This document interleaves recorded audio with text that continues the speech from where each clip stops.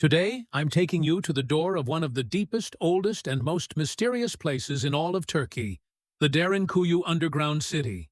From the outside, it looks like an ordinary house, but the moment you step inside and start going down, 8 floors, 10 floors, some say even 18 floors deep, it becomes a massive underground world. In this video, you're going to learn: why was this city built? Who carved it? And in which centuries? What did the people living down there believe? And most importantly, what do the centuries-old legends say about the dark corridors of DERİNKUYU? Let's begin. What is the DERİNKUYU underground city? DERİNKUYU is located in Turkey's Cappadocia region, and it is an enormous underground settlement carved entirely by human hands. And no, it's not a simple hiding place. Inside it, there are homes, wine cellars, stables, schools, a church, ventilation shafts, water wells, hidden tunnels, everything you'd expect from a fully functional city, just underground. Why was DERİNKUYU built? The most widely accepted theory is this: it was built as a refuge during invasions and attacks, but not just for hiding. It was designed for long-term living.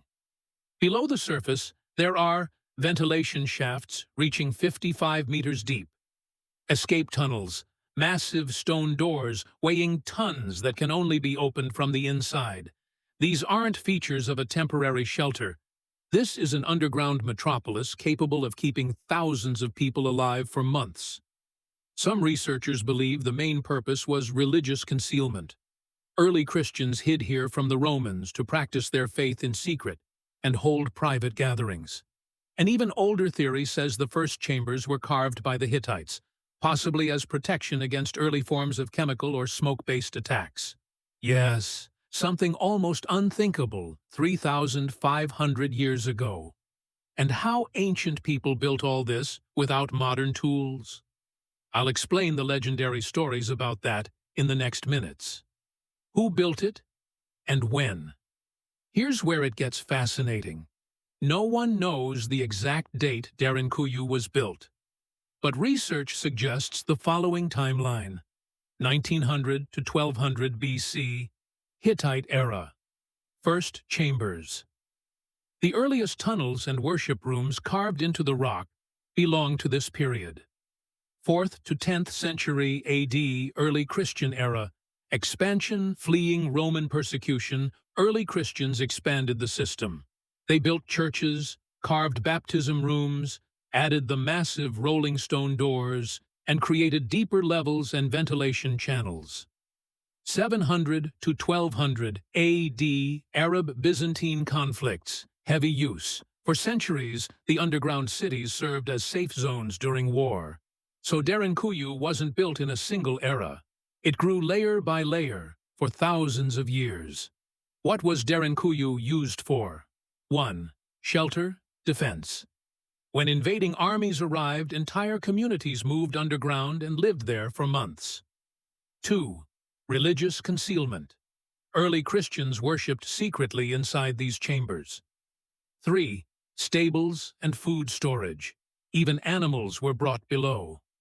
4. Underground trade. Some historians say there was a hidden economic network between the underground cities. 5. Security tunnels, 10-kilometer hidden passages, connected DERİNKUYU to other underground cities. Think of it as Cappadocia's ancient underground metro system. Legends, the dark stories of DERİNKUYU. Now we get to the part everyone wonders about. These cities weren't just havens from danger. Across generations, people have told eerie stories about DERİNKUYU. 1. The last man who went down never came back. Locals say a young man once entered the deepest levels alone. They say he heard a sound like distant wind, a hollow whispering. The deeper he went, the louder it grew, until suddenly, near one of the massive stone doors, he screamed. He never came back.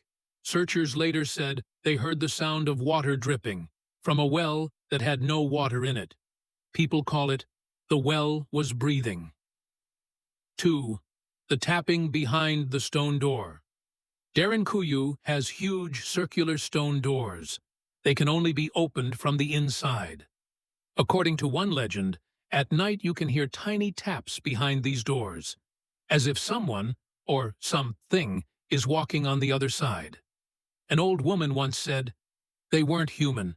I don't know who they were, but their footsteps were too light." 3.